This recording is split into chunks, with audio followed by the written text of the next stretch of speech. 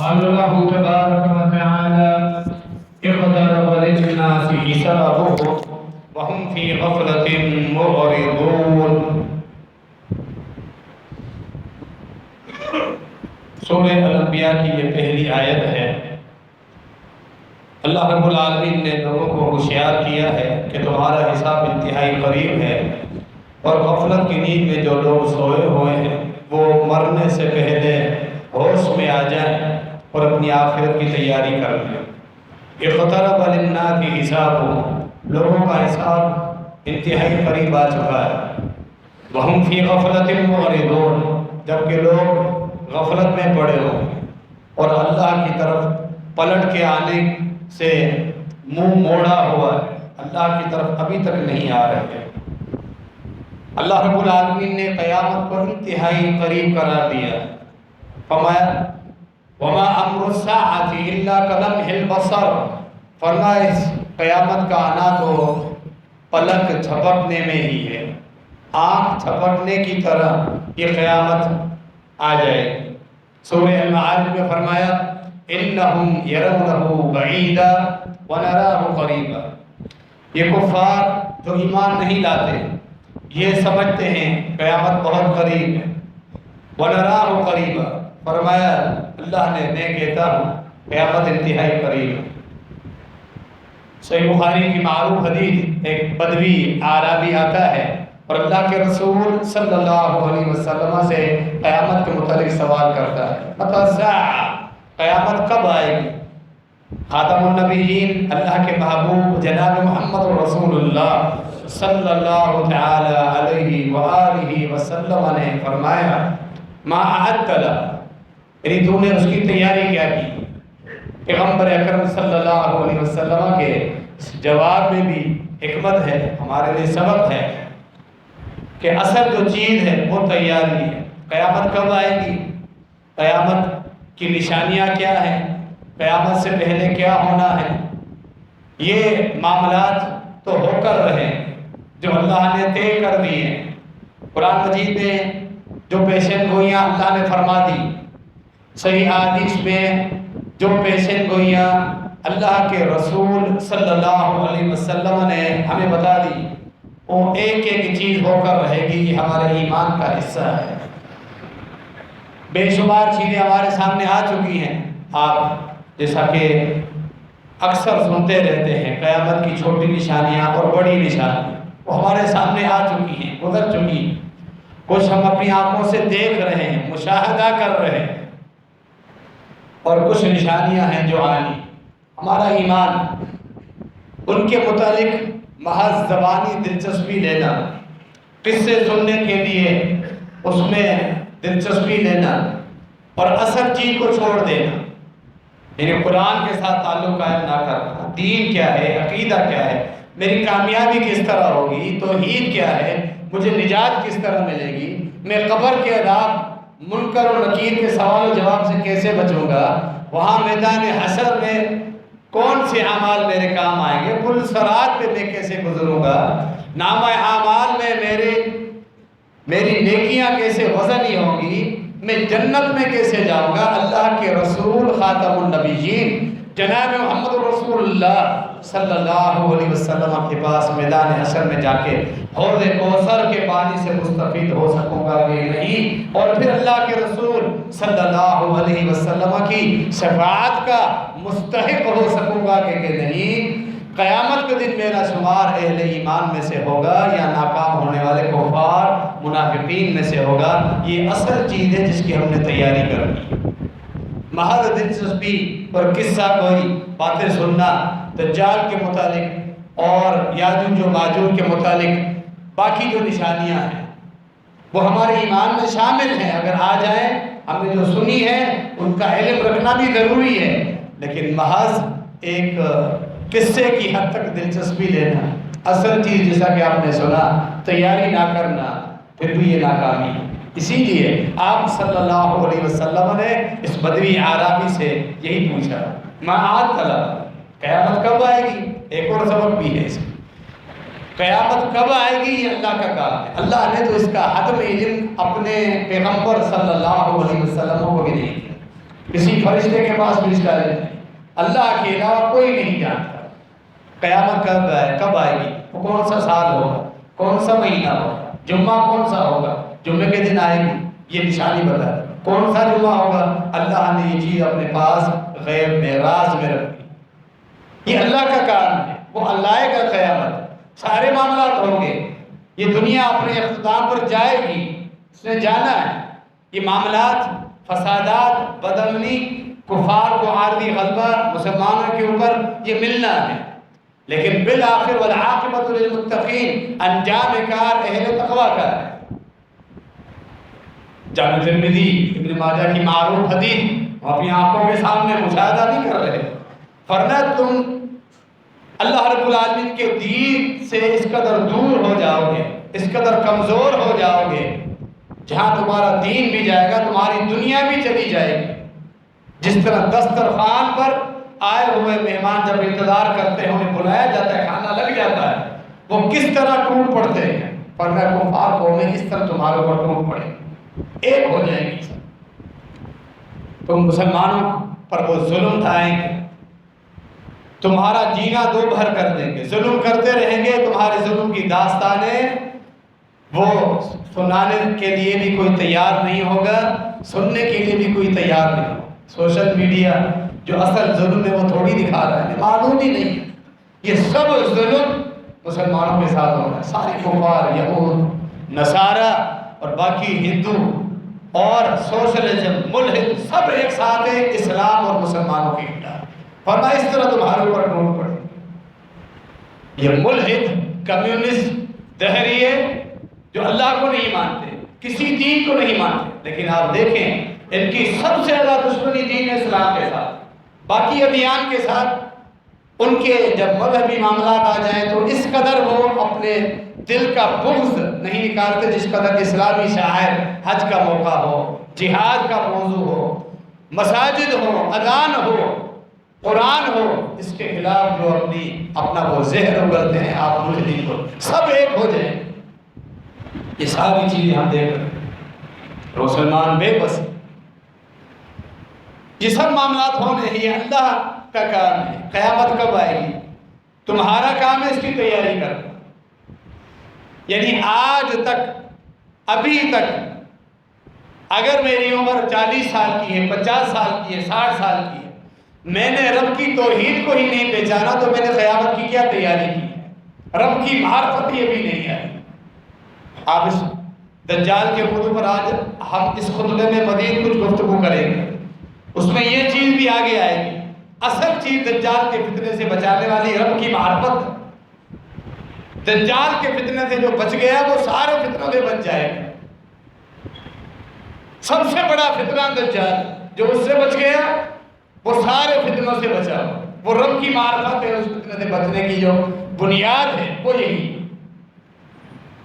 تو تیاری ابھی تک توحید کا ہی پتہ نہیں، دین کا پتہ نہیں، قرآن کا پتہ نہیں، نبی علیہ السلام کی صحیح تعلیمات کیا ہے ان کا پتہ نہیں، اندھی تقلید جو رسم و رواج معاصر میں چل رہے ہیں اسی کو دین بنا لیا، نبی علیہ السلام کی تعلیمات کا علم نہیں، تو ہم نے اس کی تیاری کیا کی ہے، فرمایا نبی علیہ السلام نے تم نے اس کی تیاری کیا، اصل چیز تیاری ہے۔ صحیح ابن حبان اور مسند احمد کی روایت، اللہ کے رسول صلی اللہ علیہ وسلم گھر آتے ہیں، اپنے حجرے میں ام المومنین عائشہ رضی اللہ عنہ آپ صلی اللہ علیہ وسلم کی سب سے محبوب گھر والی، بلکہ تمام انسانوں سے سب سے زیادہ محبوب آپ صلی اللہ علیہ وسلم کو عائشہ رضی اللہ عنہ، وہ رو رہی ہیں، نبی علیہ السلام پوچھتے ہیں کیوں رو رہی، فرماتی ہیں اللہ کے رسول صلی اللہ علیہ وسلم آپ نے دجال کے متعلق تفصیلات سنائی، دجال کے فتنے کے خوف سے میں رو رہی، کہیں مجھ سے میرا ایمان چھن نہ جائے، اس قدر یہ خطرناک فتنہ ہے۔ ام المومنین عائشہ رضی اللہ عنہ رو رہی کہ مجھ سے میرا ایمان نہ چھن جائے اس دجال کے فتنے کی وجہ سے۔ نبی علیہ السلام نے تسلی دی، عائشہ ان یخرج الدجال وانا فیکم وانا فیکم، اگر دجال ابھی نکل آئے کیونکہ دجال کے متعلق ابھی وحی اتر رہی تھی کہ وہ کب آئے گا۔ اگر وہ بھی میرے ہوتے ہوئے نکل آئے، میں اپنی ساری امت کی طرف سے ڈھال بن جاؤں، تمہاری طرف سے بھی ڈھال بن جاؤں، تم پریشان ہونے کی ضرورت نہیں۔ اگر میرے بعد نکلتا ہے وَإِن يَخْرُجْ بَعْدِي فَإِنَّهُ أَعْوَرُ وَإِنَّ رَبَّكُمْ لَيْسَ بِأَعْوَرَ۔ یہی سبق ہے پوری امت کے لیے جس پر ہم گفتگو کر رہے تھے، اپنے رب کی معرفت، رب کی توحید، رب کے نام، رب کی صفات، اس کے افعال، ان کی معرفت آ جائے، اللہ کے حقوق کی ادائیگی کا سبق سیکھ لیں، دجال کے فتنہ سے بچ جاؤ۔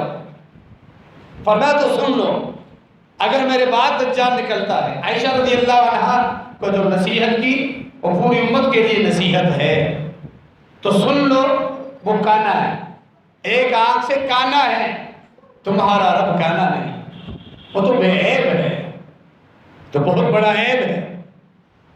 جو آ کر رب کا دعویٰ کرے گا تو اس کو اسی چیز سے پہچان لینا، تو کانا ہے، تو اپنی آنکھ کو درست کر کے دکھا، بعد میں خدائی کا دعویٰ کر۔ مسند احمد کی روایت موجود ہے، جب یہ نکلے گا دجال اہل ایمان میں سے، آگے میں روایت بیان کروں گا، کچھ عرب قبائل باقاعدہ اس کے خلاف جنگ کریں گے، جہاد بھی ہوگا،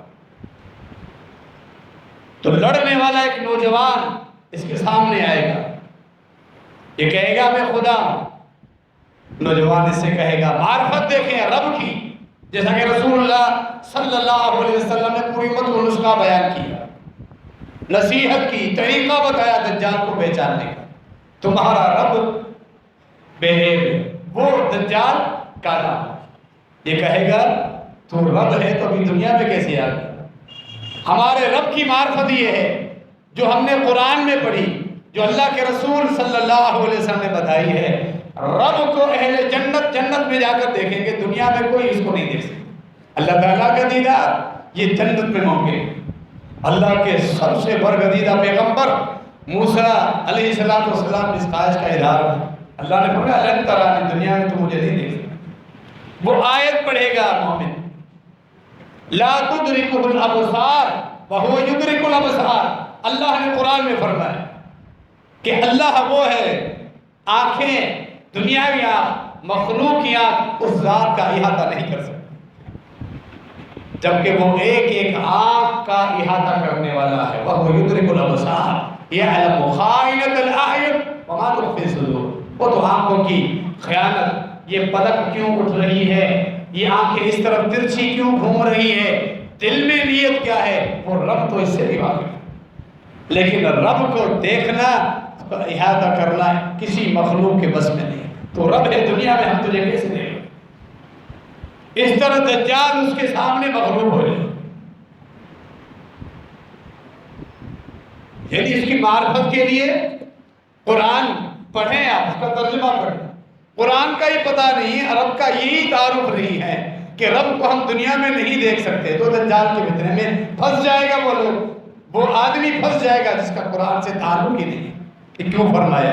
دجال سے فتنہ سے بچنے کے لیے جو اسباب ہیں، بنیادی سبب یہی رب کی معرفت ہے۔ دوسرا سبب، طریقہ، نسخہ، سورہ کہف کی ابتدائی 10 آیات پڑھ لیں۔ 10 آیات میں اہل توحید نوجوانوں کا ذکر ہے جو توحید کی وجہ سے اپنی قوم کو چھوڑ کر بھاگ کر نکلے تھے، اللہ ان کی حفاظت فرمائے۔ تو 10 آیات سورہ کہف کی ابتدا یاد کر لیں، وہ بھی دجال کے فتنے سے محفوظ رہے گا۔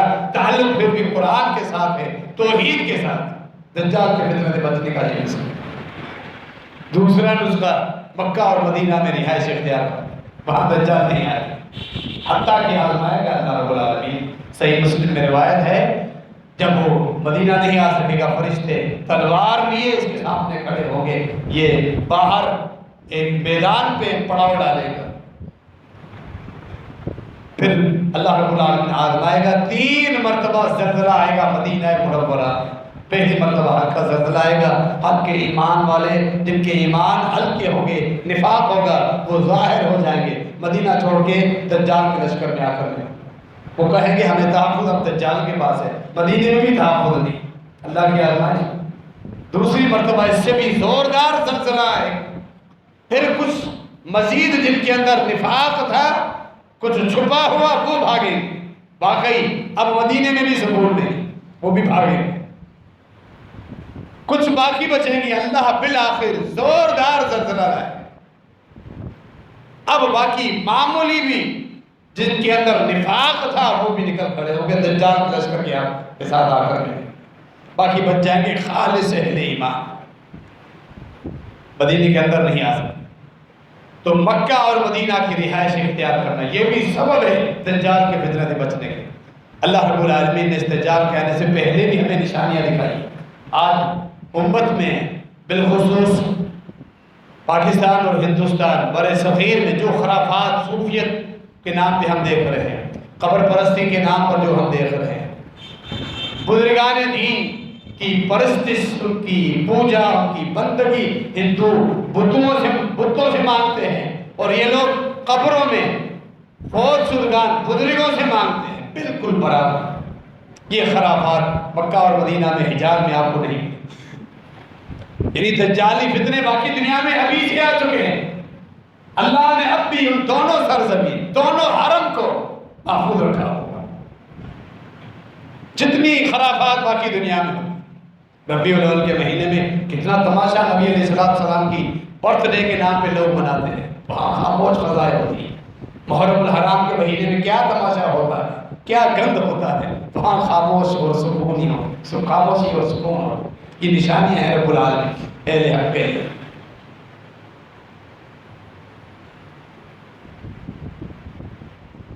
دجال ایک آنکھ سے کالا ہو، اس قدر بے بس، رب لا یعجزہ شیء، اللہ کو کوئی چیز عاجز نہیں رکھتی، اللہ رب العالمین کو کوئی چیز عاجز نہیں کرتی، فعال لما یرید، وہ جو چاہتا ہے کرتا ہے۔ یہ کیسا رب ہے؟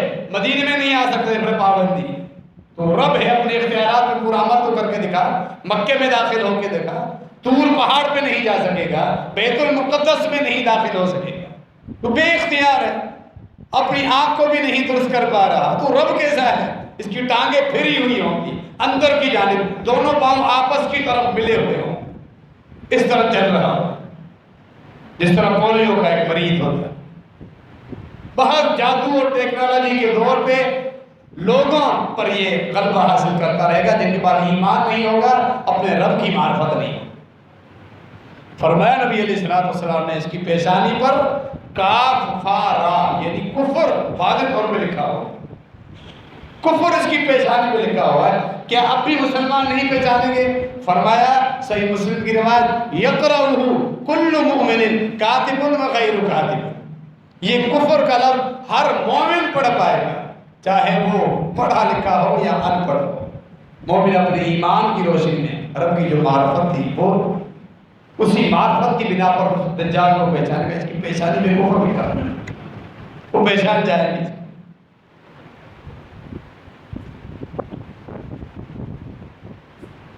اللہ رب العالمین نے جس طرح پورا قرآن نازل فرمایا، واضح توحید، شرک کے خلاف، اللہ رب العالمین کے اسماء میں کوئی شریک نہیں، اس کی صفات میں، اس کے افعال میں، رب کی معرفت، اور پھر قرآن۔ آج قرآن موجود ہے، لوگ پڑھتے ہیں پھر بھی شرک کر رہے ہیں، یعنی پڑھے لکھے جاہل موجود ہیں، ڈگریاں ہیں، ڈاکٹر بن گیا، انجینئر بن گیا، میجر جنرل کرنل بن گیا، بڑا عہدہ، لیکن جب بھی کوئی کامیابی ملتی ہے قبر پہ جاتا ہے، وہاں چادر چڑھا ہے۔ چیف جسٹس بن گیا، ججوں کے اوپر جو سب سے بڑا جج ہے وہ بن گیا، کامیابی مل گئی، قبر پہ جائے گا، پھر نذرانے چڑھاوے اور چادر۔ یہ ڈگریاں کسی کام کی نہیں، جبکہ وہ ہاری کسان اس سے لاکھ درجہ بہتر ہے، ان پڑھ ہے، رب کے ساتھ کسی کو شریک نہیں ٹھہرا۔ تو پھر دجال کے جھانسے میں ایسے لوگ کیوں نہیں آئیں گے کہ ایک آدمی محض لوگوں کو دھوکہ دینے کے لیے کتنے پیروں کا نام لیا جائے، جو جس طرح ایک مشین سے کوئی چیز بنتی ہے، جلدی جلدی مشین کا کام ہے وہ سیمپل ہزاروں کی تعداد میں نکالے، ایسے ہندوستان اور پاکستان میں یہ جعلی پیر نکل رہے ہیں۔ کوئی یہ کہتا ہے کہ اپنے استعمال کے کپڑے میرے پاس لے آؤ تمہاری ساری پریشانیاں دور ہو جائیں۔ اپنے استعمال کی شلوار جو پہنتے ہو اپنی بیوی کی اپنے بچوں کی شلوار ہے، اس کی قبر اور اس آستانے پہ شلوار پہ جا کے ٹانگ کے آ جاتا ہے کہ مجھے وہاں سے شفا ملی۔ جن کی جاہلیت یہ ہے وہ دجال کو تو سب سے بڑا پیر اور خدا مان، حد یہ ہے ایک پیر آ کے مائک پہ جب پھونک مارتا ہے اس کی پھونک میں شفا کا اتنا عقیدہ ہے کہ جہاں مائک پہ اسپیکر پہ بھی موبائل فون پہ بھی کنیکشن ہے ساری دنیا کے لوگوں کو شفا مل گئی۔ یعنی اللہ کے انبیاء بھی اس قدر معاذ اللہ شفا نہیں دے سکتے تھے، نہ صحابہ جو شفا کی طاقت اس پیر صاحب کو مل۔ جہاں جس قوم میں اتنی جاہلیت ہے دجال اسی جاہلیت کا تو فائدہ لیتا۔ رب کی معرفت بنیاد، جنہوں نے رب کو نہیں پہچانا وہ دجال کو بھی نہیں پہچانا، دجال کو ہی رب مانا۔ فرمایا نبی علیہ السلام نے قبر کے فتنے کے متعلق، فرمایا قبر میں تمہیں آزمایا جائے گا جس طرح یہ فتنہ ایسا ہی ہے جیسا کہ دجال کا فتنہ ہے، بالکل دجالی فتنے کی طرح۔ کیوں؟ قبر میں بھی سوال ہوگا رب کے بارے میں، دجال بھی دعویٰ کرے گا میں تمہارا رب ہوں۔ وہاں قبر میں بھی وہی جواب دے گا جس نے رب کو پہچانا، رب کے حقوق ادا کیے، رب کے ساتھ کسی کو شریک نہیں ٹھہرا، وہ جواب دے گا ربی اللہ، میرا رب اللہ ہے۔ دجال کے سامنے بھی جو ثابت قدم رہے گا وہی ہوگا جس نے رب کے حقوق ادا کیے، جس کی توحید صحیح تھی۔ رب کے حقوق کیا ہے؟ سب سے بڑا حق اس کی توحید، حق اللہ علی العباد ان یعبدوا ولا یشرکوا بہ شیئا، صحیح بخاری کی معروف حدیث۔ اللہ کا سب سے پہلا بنیادی حق یہ ہے اس کی اکیلے کی عبادت کی جائے، اس کے ساتھ کسی کو شریک نہ ٹھہرایا جائے۔ عبادت میں قیام، سجدہ، رکوع، مشکلات میں پکارنا، ڈرنا، امیدیں وابستہ کرنا، مالی عبادت، نظر ہو، نیاز ہو، صدقات ہوں، سب کے سب اس رب کے نام، کوئی اس میں شریک نہیں، نہ کوئی پیغمبر، نہ کوئی ولی اللہ، نہ کتب، نہ ابدال، کوئی بھی نہیں۔ صحابہ کرام کا مقام مرتبہ عزت جو اللہ نے دی وہ تسلیم کرنا ہے۔ بعد میں آنے والے اولیاء کرام جو امت میں گزرے ہیں جو نیک ہیں ان کی عزت احترام لازم ہے، ان کے نقش قدم پہ چلے، لیکن اللہ کے نام، اللہ کی صفات، اللہ کی اختیارات ان کو دے دینا یہ شرک ہے۔ قبر میں بھی ناکام ہوگا، دنیا والی میں فتنے جو آئیں گے دجال، باقی فتنوں میں بھی ناکام رہے گا۔ اللہ کی معرفت سے جو دور ہے، جو شرک میں پھنسا ہوا ہے، وہ دجال کے فتنے میں بھی پھنسے گا، قبر میں بھی قابو ہونا ہے۔ اللہ رب العالمین کے نام، اللہ کی اسماء، اس کی صفات، عرف آدم ایک بزرگ پہ نام رکھا اور جو فوت ہو چکا، سب سے بڑا فریاد اللہ ہے جو اول ہے الآخر، ہمیشہ سے ہے، ہمیشہ رہے گا، جو ہماری شہرت سے زیادہ جس کا علم ہمارے ساتھ عرش میں مستوی ہے، ہماری دھڑکنوں سے واقف ہے، ہمارے اٹھنے والے وسوسوں سے واقف ہے، دل میں ہماری نکلنے والی آہیں بھی سنتا ہے۔ اس رب کو چھوڑ کر جو ہر چیز پہ قدرت رکھتا ہے، ایک فوت شدہ بزرگ جو بے بس ہے، جو دنیا سے کٹ گیا، اس میں امیدیں لگائی۔ اللہ وہ ڈائریکٹ نہیں سنتا، مردہ سنتا ہے۔ یہ بات ہماری اللہ تک پہنچائے گا، اللہ ہماری نہیں سنتا۔ کس قدر یہ جاہل ہے، رب کو پہچانے، رب کی معرفت بنیاد ہے ہر فتنے سے بچنے کی۔ نبی علیہ السلام نے ایک مرتبہ رات کو اچانک پریشان ہو کر نیند سے اٹھ گئے، صحیح بخاری کے اندر یہ حدیث موجود ہے۔ آپ نے الفاظ فرمائے لا الہ الا اللہ، اور ایک روایت میں ہے الفاظ فرمائے سبحان اللہ، دونوں کلمہ توحید، لا الہ الا اللہ توحید، سبحان اللہ میں بھی توحید ہے۔ اللہ ہر عیب سے پاک، شریکوں کی شرک سے پاک ہے، وہ عیب سے پاک، ہر قسم کے عیب سے، نقائص سے مبرہ ہے، منزہ ہے۔ سبحان اللہ میں توحید۔ فرمایا ماذا انزل لیلۃ من الفتن، اللہ نے مجھے دکھایا میری امت میں کس قدر فتنے آنے ہیں، کس قدر فتنے آنے۔ حدیث آگے لمبی ہے، تعلق ہمارا اسی جگہ ہے، پہلے اس سے جو آپ نے سنا، یعنی نبی علیہ السلام نے درس دیا، سبق دیا، نصیحت کی اپنی امت کو، جتنے بھی فتنے آئے میں نے اٹھتے ساتھ ہی لا الہ الا اللہ کلمہ توحید پڑھا ہے، سبحان اللہ کہا ہے، کلمہ توحید، توحید کے ساتھ تمسک، یہ ہر فتنوں سے تحفظ کے لیے کہا ڈھال ہے رب العالمین کی توحید۔ وہ لوگ خوش نصیب ہیں جو توحید کے ساتھ سمجھوتا نہیں کرتے، جو شرک سے محفوظ ہے۔ اللہ نے سورہ بقرہ میں آیت الکرسی کے بعد بھی جو اہل توحید ہے ان کا ذکر فرمایا، وَمَن يَكْفُرْ بِالطَّاغُوتِ وَيُؤْمِن بِاللَّهِ فَقَدِ اسْتَمْسَكَ بِالْعُرْوَةِ الْوُثْقَىٰ۔ تمام معبودان باطلان کے اختیارات، ان کی شرک، ان عبادات سے انکار کر کے اکیلے رب کے ساتھ جنہوں نے تمسک قائم کیا، انہوں نے ایک مضبوط کڑے کو پکڑ لیا ہے۔ لن انفصام رہا، وہ مضبوط کڑا کبھی ٹوٹے گا نہیں۔ اسی جگہ وہ موت کو ہم کی آ جائے، خوش نصیب، فتنوں سے بھی محفوظ ہے۔ توحید ہے جو تمہیں فتنوں سے بچائے، رب العالمین کی معرفت۔ اللہ کا حق کیا ہے؟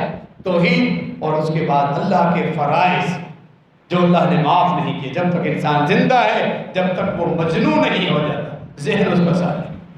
آپ دیکھیں فرائض، آپ خطبے میں اکثر سنتے رہتے ہیں، کسی حال میں اللہ نے اپنے فرائض معاف نہیں کیے۔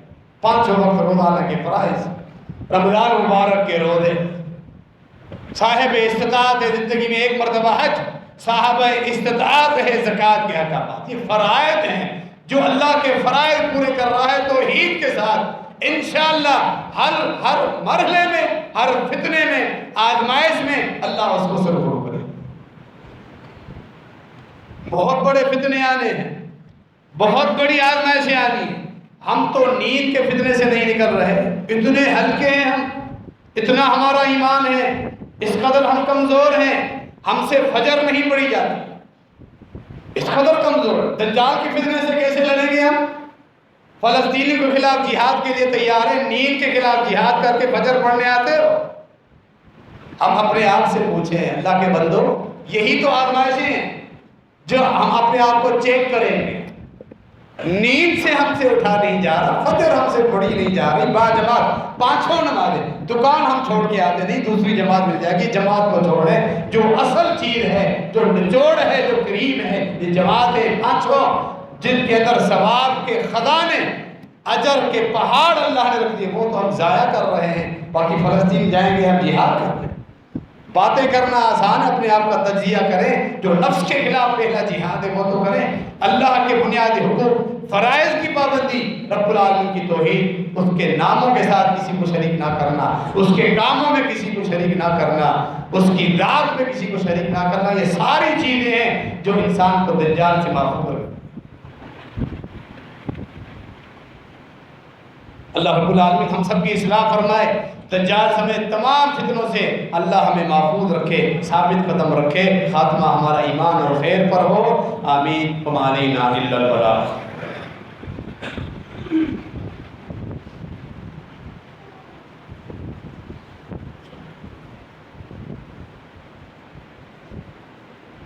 ان الحمد للہ نحمده ونستعینه ونستغفره ونعوذ بالله من شرور أنفسنا ومن سيئات أعمالنا من يهده الله فلا مضل له ومن يضلل فلا هادي له وأشهد أن لا إله إلا الله وحده لا شريك له وأشهد أن محمدا عبده ورسوله۔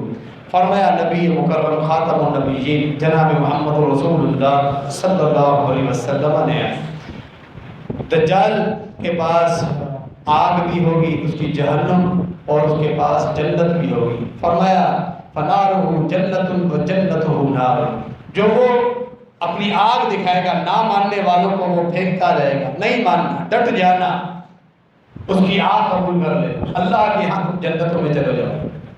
جس کو آگ میں پھینکے گا وہ ہلاک ہو جائے، شہید ہو جائے، اللہ کے ہاں وہ جنتوں میں چلا جائے۔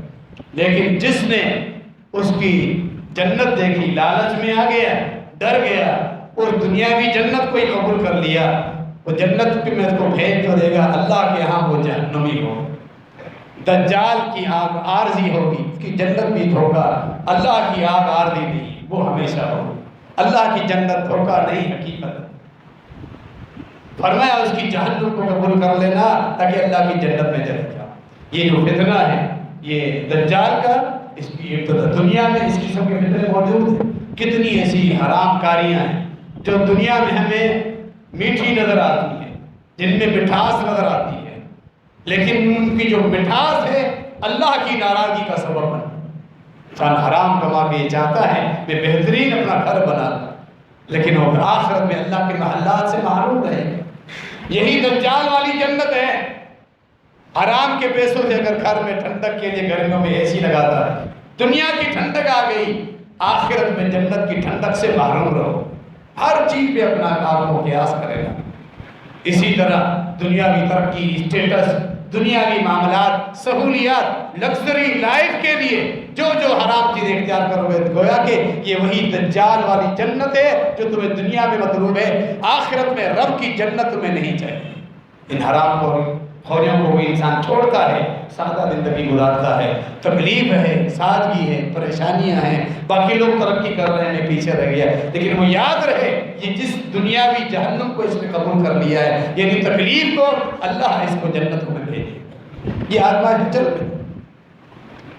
کاروبار میں حرام 2 نمبری سے بچے، نفع کم آئے گا، کچھ مطالبات پورے نہیں ہوں گے، کچھ خواہشات پوری نہیں ہوگی، بہترین کپڑے نہیں لے سکو گے، اچھا گھر نہیں ہے، لیکن اللہ تو راضی ہے۔ اللہ کی رضا سے بڑھ کر کوئی قیمتی چیز ہے؟ وَرِضْوَانٌ مِّنَ اللَّهِ اکبر۔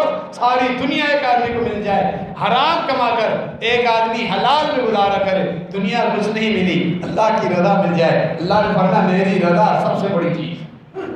دجال کے فتنے میں یہاں ہماری یہ بھی آزمائش ہے، جس کی چیز کو ہم نے دیکھنا ہے، چیک کرنا ہے۔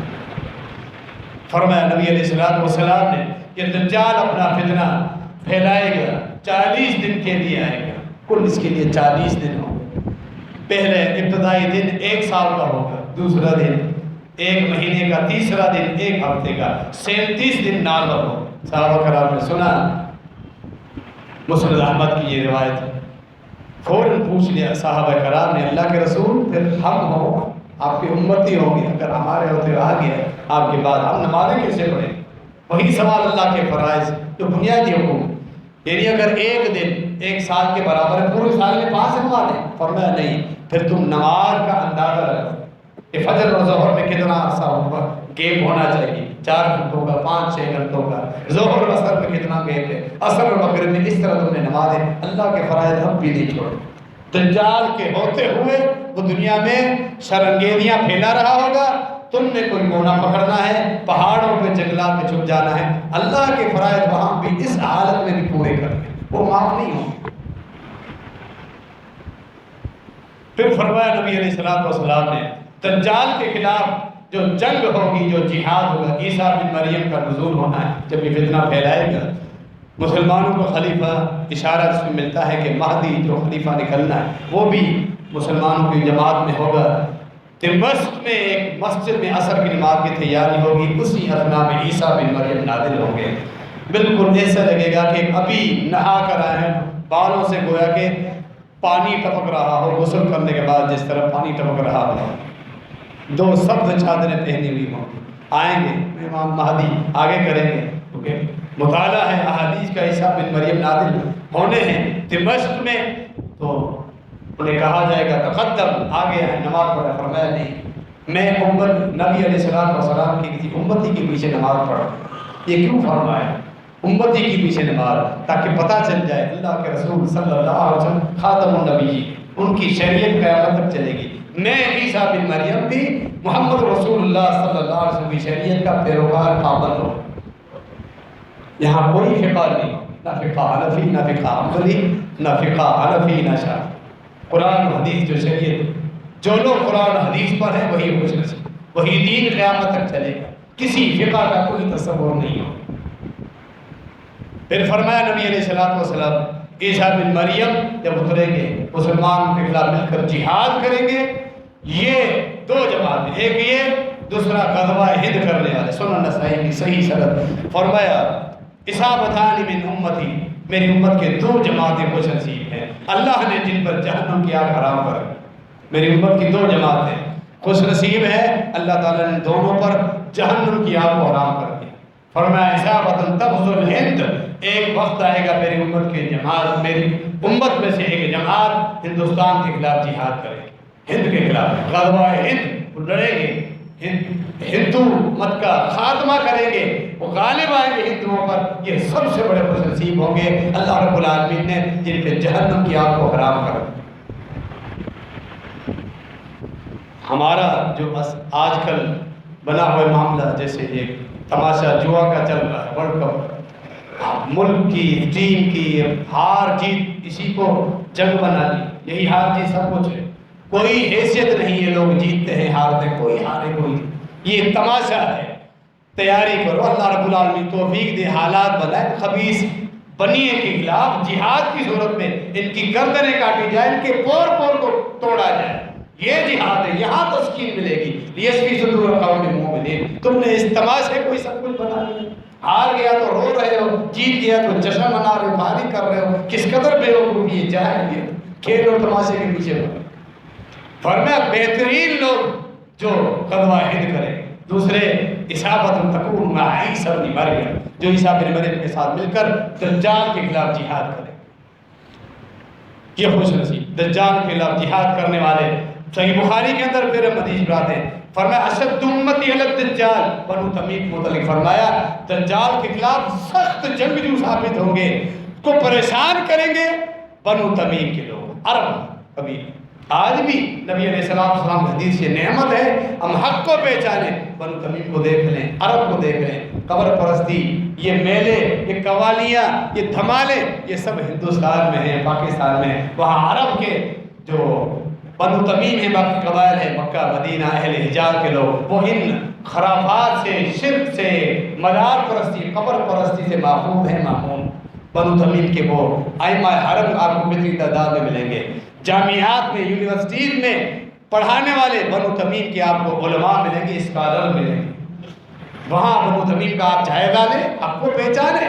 آپ کیوں ڈرتے ہیں کہ حق کو پہچانیں، ان کا ساتھ دیں، قیامت کے دن اللہ اہل حق کے متعلق پوچھے گا، ان کا ساتھ دیں۔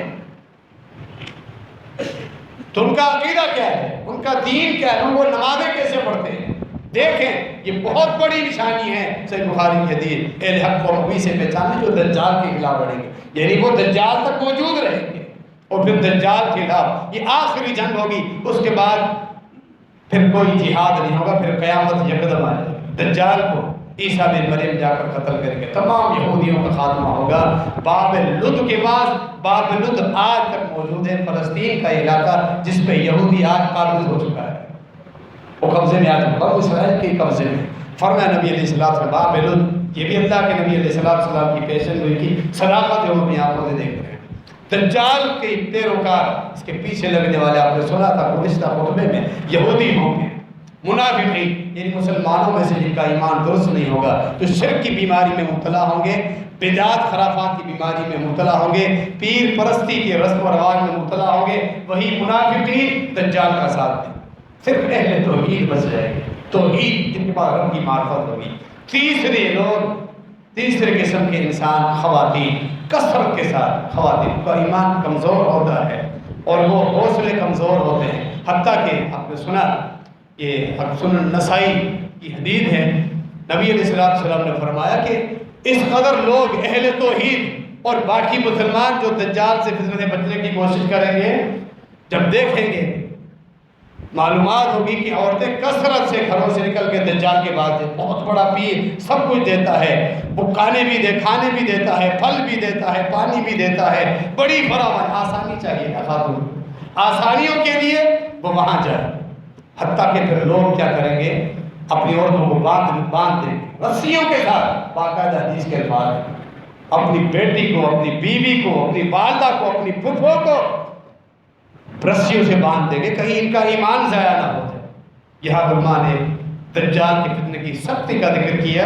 جب آپ تصور کریں پانی کی ایک بوند بھی نہ ہو، شاید آپ برداشت کر جائیں، تمہاری اولاد تڑپ رہی ہو پانی کے لیے، اس وقت تم برداشت نہیں کر سکتے، یہ کوئی ہلکا فتنہ نہیں ہے۔ تصور میں جائیں، اللہ نہ کرے کہ وہ فتنہ ہمارے ہوتے ہوئے نکل، اللہ ہمیں اس فتنے سے پہلے اپنے پاس بلا لے، اللہ ہماری اولاد کو بھی اس فتنے سے بچائے، اولاد کی اولاد کو بھی بچائے اس فتنے سے۔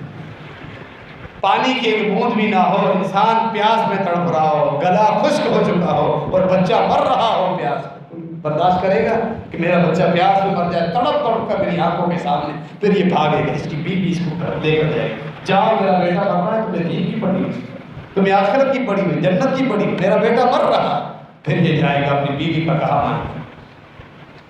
یہ آزمائش، سے یہ بھی پتہ چلا کہ بالخصوص خواتین میں علم دین پھیلانے کی زیادہ اشد ضرورت ہے۔ خواتین اکثر فتنوں کا میں مبتلا ہونے والی خواتین ہیں، کیونکہ علم کم ہے۔ مرد حضرات خطبہ جمعہ میں باہر آ گئے، اہل علم کے دروس ہو گئے تو سن لیے، جلسہ وغیرہ کی صورت میں علماء کے ساتھ صحبت بھی مل گئی۔ خواتین کو یہ مواقع نہیں ملتے، انہیں مواقع دیے جائیں، علم ان کے اندر پھیلایا جائے۔ نبی علیہ السلام کی سیدھی حدیث ہے، اپنی خواتین کو روکو مت جب وہ آنا چاہیں۔ ایسے لوگ ہیں جو مسئلے کی اعتبار سے حدیث کا انکار کر دیتے ہیں، باقی بازار بھلے جائیں خواتین، معاملات کرنے، اسکول بچوں کو چھوڑنے لے کر آنے، خریداری کرنے، سبزی لے کے بھلے باہر جائے، نماز پڑھنے کے لیے نہ جائے، ان کے مسلک میں شامل ہے، باب حدیث بھی موجود کہ نہیں جائے، حالانکہ خواتین کو زیادہ ضرورت ہے۔ خطبہ وہ سنیں، علماء کے جو وعاظ ہیں وہ سنیں، تاکہ ان کی اصلاح، ان کے اندر دین آئے۔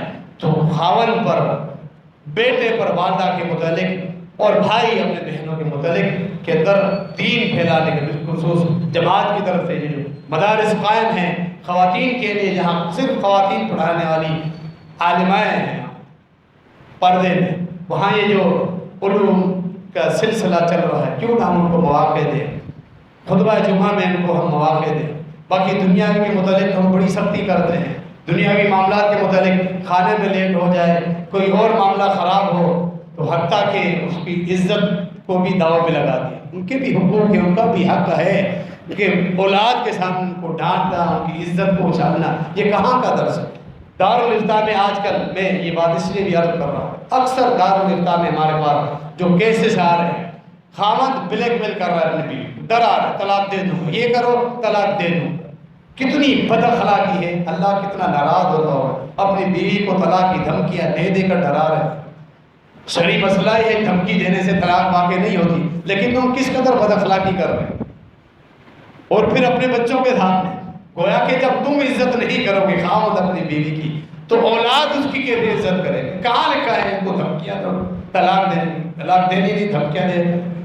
دونوں کے حقوق ہیں، فرمایا کہ عورتوں کے حقوق مردوں کے اوپر برابر ہے، وَلَهُنَّ مِثْلُ الَّذِي عَلَيْهِنَّ بِالْمَعْرُوفِ سورہ بقرہ۔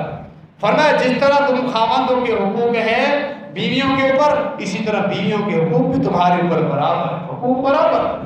تم نے ان کو ایک گھٹیا چیز، ایک ہلکی چیز بات بھی نہ کرے، مطالبہ بھی نہ کرے، یہ بہت بڑی غلطی کہ ان کے حقوق کو تم اس طرح رومتے رہو، ان کی بات بھی نہ مانو۔ جہاں تک جائز شرعی معاملات، ان کو بنیادی ضروریات پوری کرنا، سب سے بڑی بنیادی ضرورت عزت افزائی، عزت کا خیال جو ہر ایک کو محبوب اور معزز ہوتی ہے۔ تو خواتین کا کثرت کے ساتھ فطروں میں مبتلا ہونا، اس موضوع سے ہم نے تھوڑی یہاں وضاحت بھی کی ہے کہ وہاں خواتین کو بھی علم سیکھنے کے مواقع دینے چاہیے۔ رمضان مبارک میں جس سے تراویح کا موقع ہے، عبادت کر لی انہوں نے، اور پھر خطبات جمعہ، اس کے علاوہ خواتین کے دروس جماعت کے تحت بھی ہوتے رہتے ہیں، مواقع دینے چاہیے، وہ سنیں تاکہ وہ اصلاح کریں، اپنی اولاد کی اصلاح کریں، اور جو خاوند حضرات ہیں وہ بھی ہر لحاظ سے خیال رکھیں، صرف نہ دیکھیں۔ اللہ رب العالمین نے بھی، اللہ کے نبی علیہ السلام نے بھی ان کے حقوق کے متعلق بڑی سختی کے ساتھ الفاظ بیان کیے ہیں۔ اللہ رب العالمین ہم سب کے تمام دینی مسائل آسان فرما دے۔ اللہ رب العالمین ہمارے گھروں میں برکت نازل فرمائے۔ اللہ رب العالمین ہمیں تمام فتنوں سے محفوظ رکھے۔ موجودہ حالات ہیں، اللہ رب العالمین حالات کے مقابلے میں ہمیں اپنی دینی اصلاح کرنے کی توفیق عطا فرمائے۔ اللہ رب العالمین جو لوگ ہر ہفتے درخواست دیتے رہتے ہیں بیماریوں سے شفا کے متعلق، پریشانیوں سے نکلنے کے متعلق، اللہ سب کو مکمل صحت عطا فرمائے۔ اللہ رب العالمین کی بیماری کو ان سے ختم کر دے، ان کو مکمل صحت اور عافیت عطا فرمائے۔ قرض کی پریشانیاں ہیں، رشتوں کے متعلق اولاد کے لیے پریشانیاں ہیں، مالی معاملات تنگی، اللہ تمام پریشانیوں کو ختم فرما دے۔ اللہ رب العالمین دونوں جہانوں کی ہمیں عافیت عطا فرمائے۔ اللہ ہمارے گناہ بخش دے، اللہ ہم سب کا حساب آسان فرمائے۔ قبر کی آزمائش، جہنم کی لو سے بھی قیامت کے دن اللہ رب العالمین ہم سب کو محفوظ رکھے، اللہ ہم سب کا حساب آسان فرمائے، آمین۔ ان اللہ وملائکتہ یصلون علی النبی یا ایھا الذین آمنوا صلوا علیہ وسلموا تسلیما اللہم صل وسلم علی